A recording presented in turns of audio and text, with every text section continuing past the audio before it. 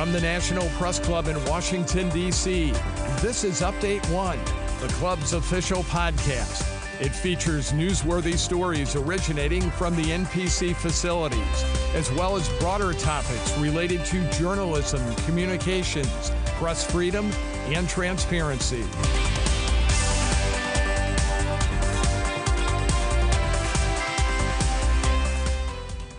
I'm Adam Konowe, and joining me today is Didier Saugy, Executive Director of the National Press Club. Didier, welcome and bienvenue to Update One.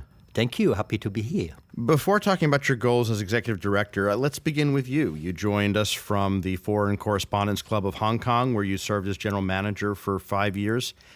Tell us a little bit about that organization and the work you did there. When I started at the FCC, I had the same situation. The General Manager was there as a GM for 17 years, but as the staff member of the Foreign Correspondents Club for 43 years. So the club was, the most difficult part for me was to change things because coming from an hotel background, I like to have more process, more things in place.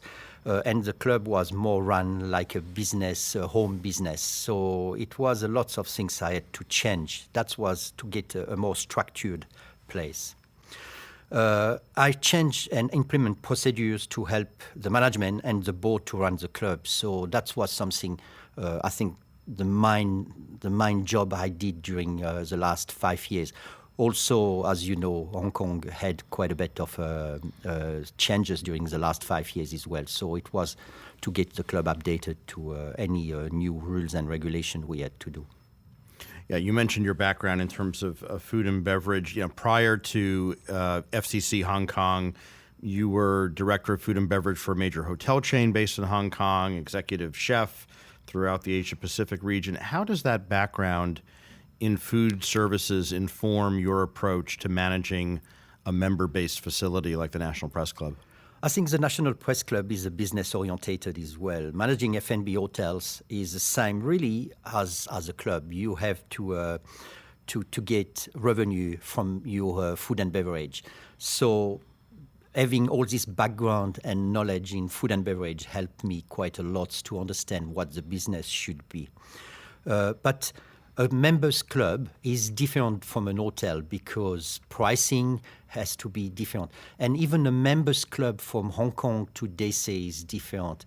Hong Kong, the food and beverage is supported by the membership.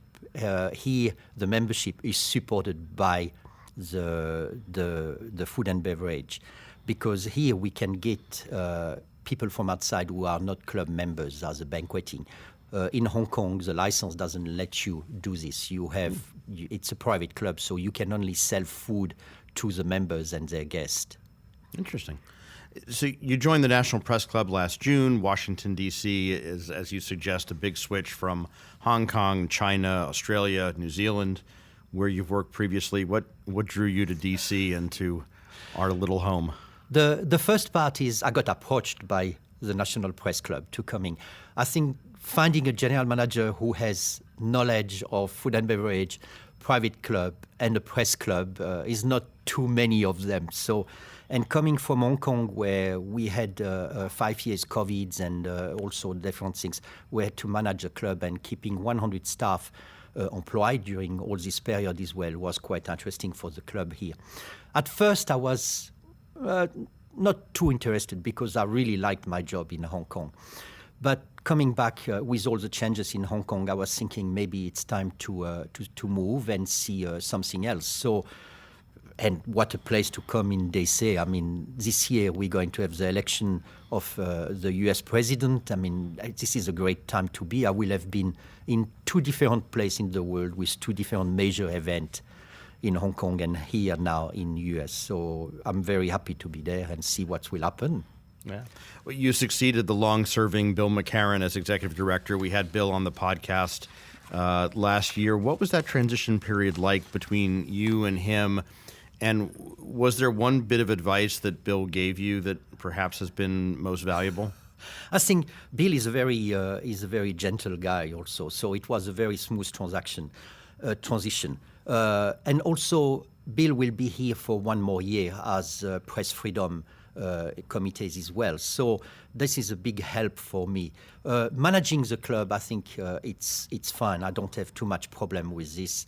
However, Bill gives me quite a lot of information about members, so it's always very good to know this member like this or this member don't like this, and all these kind of things. So it build up an easy transition with member and easy for me to approach members with a knowledge of what they like or they don't like. Right. So that was very good. And I mean, I'm keeping a very good contact with Bill at all the time. So if I have any question, I just pick up the phone. Yeah, I'll have to ask you off the air if any of his instructions about individual members had anything to do with me. Now that you've been here, though, for more than about half a year and you've had time to get settled, other than individual club member preferences, what have you noticed about the club and its membership? I think the clubs and the membership. Members are very passionate about their clubs.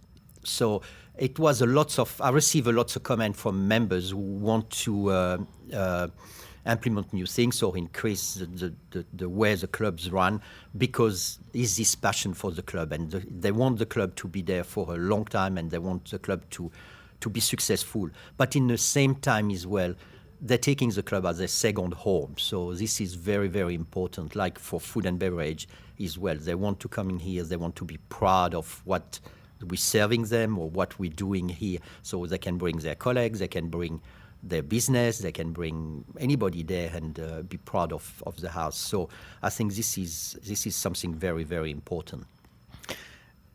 The work climate in Washington has changed since COVID. Is the club and its infrastructure and the way we provide services perhaps due for a refresh, for some new thinking upon your arrival? Yes, definitely. I think food-wise, beverage-wise. I mean, we have two part of members. We got members who've been here for a long time, but also we're looking for new members and young members as well to coming in. So I think it was 2 weeks ago, and I was very happy to see we did some changes in the bar, and suddenly we have young members there on a Friday night where they don't need to be here. So they make the trip to coming here and meet at the bar at the National Press Club. So I think this is showing we're doing the right things by changing, bringing new ideas and new and fresh product and fresh promotions as well to make sure people will come and enjoy what we're doing. The member pub is back to being open 5 days a week for lunch and dinner. I gather the lunch buffet is on, Wednesdays? Wednesday, yes. And I heard a rumor that breakfast might be coming back? Correct. The breakfast, we will reopen the breakfast. The latest will be mid of March. So even if the business start getting very good, so by mid of February or late February, we will reopen for breakfast. So the club is open from Monday to Friday, lunch, dinners, and then open from 10:30 on the morning for if somebody want a coffee. But later this next month or probably early March, then it will be open from 7:30. That's great.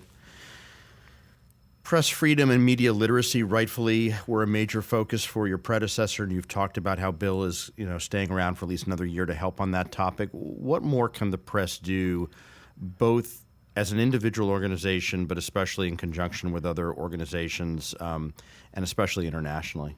I think what I have seen, and especially coming from Hong Kong, because we've been isolated, I will say, and it was very hard to actually get. But we reached other press club in Japan, in Thailand, even some association who cannot be press clubs, such as FCCC in China, who are there.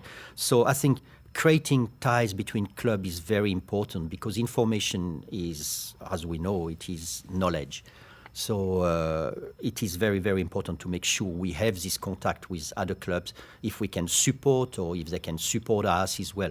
But also we need to make sure the information go out to the public as well. So it has to be correct information. I mean, we have seen, in my last job, I have seen quite a lot of fake news.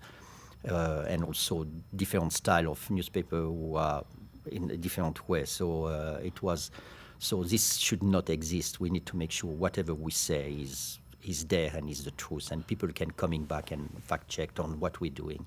Yeah. And that fake news, as we know, is not just an international challenge. It's a challenge here domestically. Yes. As you noted before, we're on the cusp of another major election cycle here in Washington. So what do you hope the club and its teams will do to help Americans better understand the role of media in a free society? I think, like I say, information and informed everyone is the most important. Make sure the club is an open platform for communication. It's open to one side or to the other side as well, and keeping their neutralities as well, but also making sure it's a safe place for journalists to come in and do their work and promoted and being supported by everybody else here. Knowing you have a big club, a big association behind you, keeping you safe is quite important for this knowledge to be out as well. Looking forward, what do you hope to prioritize as executive director, and what will those initiatives mean for members, for guests, and for Washington more broadly? I think for here, first things, I think we need to bring back what we offer to members when they're coming to the club. Because I think there's lots of things we have cut down during COVID as well. So bringing service back on, reopening all the restaurants, reopening the breakfast, making sure it's a safe place. I think this is the most important, and I have seen it in Hong Kong. Make sure the club become a safe place and a secure place for journalists to come in and do their own work if they have to do it, or meet people if they have to meet people as well. But in the same time, is a place where you can relax after work as well. So if you want to come to the bar, you know you can have a drink and you're not going to be taken on a photo and send it somewhere. So this is very, very important to keep this secure place, and where is a place you can let your shoulders going down and enjoy a bit of a free time. Didier, thank you, and merci beaucoup. Service. Didier Saugy is Executive Director of the National Press Club. For Update 1 in Washington, I'm Adam Konowe. You have been listening to Update 1, the official podcast of the National Press Club, the world's leading professional organization for journalists and a vigorous advocate of press freedom worldwide. If you have any questions or comments about Update 1, send an email to update1podcast@gmail.com.